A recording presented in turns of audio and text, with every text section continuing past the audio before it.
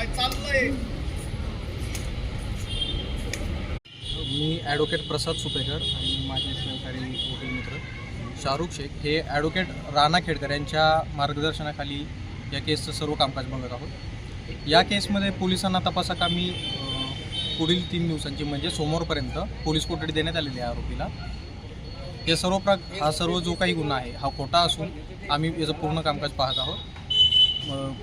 सर्व इन्व्हेस्टिगेशन हे पारदर्शकतेने होईल याची आम्हाला खात्री आहे आणि आरोपीस न्याय मिळेल याची देखील आम्हाला खात्री आहे। आज काय घडलं कोर्टामध्ये, काम कसं?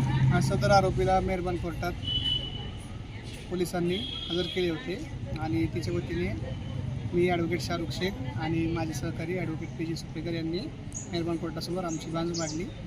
मेहरबान कोर्टाने सोमवारपर्यंत तिला PCR दिलेला आहे आणि पुढील तपास पोलीस करत आहेत। तसेच सोमवारी पुढील आर्ग्युमेंट होईल।